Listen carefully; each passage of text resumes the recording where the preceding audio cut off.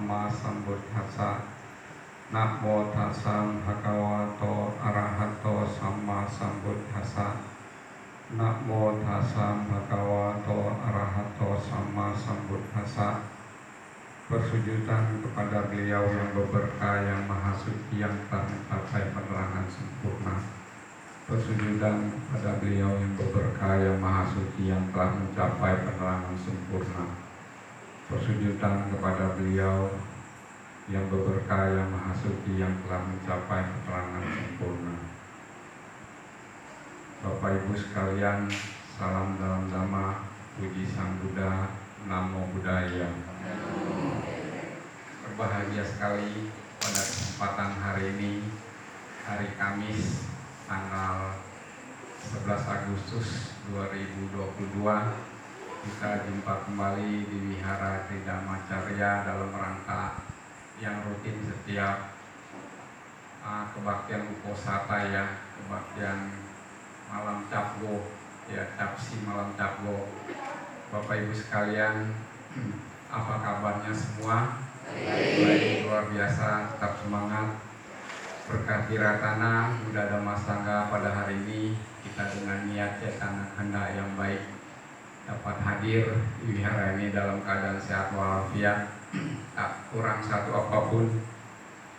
Bapak Ibu sekalian yang terkasih dalam Dhamma, pada hari ini tiba giliran saya dari PC Magabudi Kota untuk berbagi sharing Dhamma, menyampaikan ajaran Dhamma Sang Buddha yang sudah lama telah didapati, diketemukan oleh Tathagata, bahwa Dhamma yang agung dan mulia ini pada awalnya Tathagata merasa ragu dan bimbang, karena pada saat itu apakah ada makhluk di muka bumi ini yang bisa menerima ajaran Dhamma yang telah beliau dapati untuk bisa dimengerti.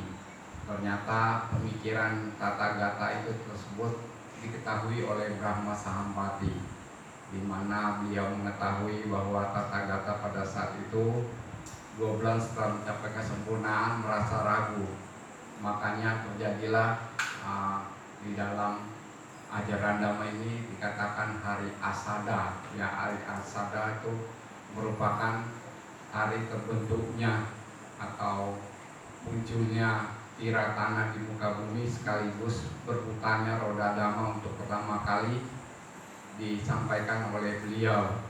Dan pada saat itu yang Arya Anakondanya ya, merupakan 5 petapa dari teman semasa perjuangan Bodhisatta, petapa Gotama setelah menyiksa, maksudnya memperjuangkan untuk mencapai keserangan sempurna, beliau melakukan tapa berata, meditasi penyiksaan diri ya selama 6 tahun. Namun hal ini dikatakan ada 2 hal ekstrim yang harus kita hindarkan.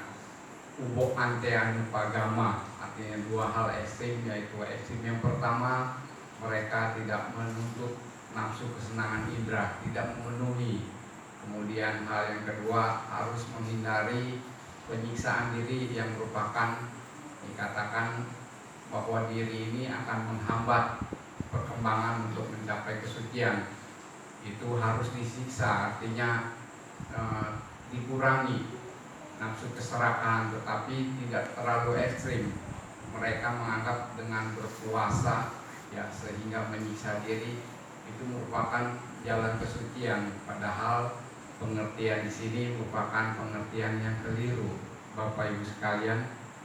Jadi pada hari Asada itu merupakan khotbah pertama kepada 5 pertapa ya di hutan Urowela, pada 5 pertapa Pancawagya, untuk mengetahui bahwa sumber derita mengapa kita lahir dan lahir lagi di dalam Cattari Arya Sacani merupakan 4 kebenaran mulia yang disabdakan oleh Sama Sang Buddha untuk diketahui, dimengerti, bahwa yang merupakan adalah sumber derita itu sendiri dari duka samudaya Arya saja. Mengapa? Karena di sana dikatakan nafsu keinginan tanha yang tidak pernah puas, maka menuntut mereka untuk dipuaskan lagi dan lagi, yang akhirnya itu menjadikan kita ini kenapa lahir menderita, karena nafsu keinginan itu sendiri. Pada awalnya Tathagata ketika menjadi Pangeran Siddhartha masih umat rumah tangga, beliau memuaskan nafsu keinginan indera, bahwa disitulah nafsu keinginan tanha yang menjadi sumber derita lagi dan lagi untuk dipuaskan. Maka kalau tidak terpuasi, dia menjadi nafsu keinginan yang terus menerus untuk dipenuhi, yang akhirnya menjadikan 3 akar kejahatan. Bapak Ibu sekalian, kita tahu akar kejahatan itu loba, dosa, dan moha, ya, artinya nafsu keinginan berdasarkan keserakahan kemudian menjadi benci, dan karena gelapnya batin nafsu keinginan itu maka muncul dan terus menuntut untuk dipenuhi. Nah, disinilah Bapak Ibu sekalian, ya, Tathagata mengatakan bahwa hal ekstrim itu yang harus dihindari. Makanya kita ini sebagai umat Buddha, ya, kalau sudah mengetahui bahwa kedua hal yang menjadikan sumber derita itu, harus kita miliki pengertian yang benar dengan melalui jalan tengah, jalan mulia berwas 8, solusi untuk bisa lepas dari karena duka samudaya Arya Saca itu sendiri. Akhirnya jalan mulia berwas 8 inilah yang harus kita pahami dan solusi untuk melepaskan dari penderitaan, ya.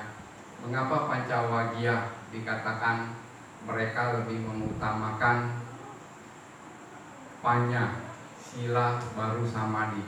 Karena pada saat itu beranggapan bahwa Pangeran Siddhartha Petapa Gotama, ya, telah meninggalkan tapa brata yang begitu ekstrim, dianggap sudah tidak suci. Ini pengertian yang keliru. Maka di situ diluruskan oleh Tathagata sama Sambuddha, ya, bahwa hal ekstrim yang itu yang dikatakan menafsu kesenangan indah yang tidak pernah terpuaskan, yang akhirnya menjadi bumerang, harus ditinggalkan. Karena dengan menganggap, ya, hal-hal ekstrim yang dianggap tidak membawa perkembangan batin, maka hal seperti demikian harus kita hindarkan.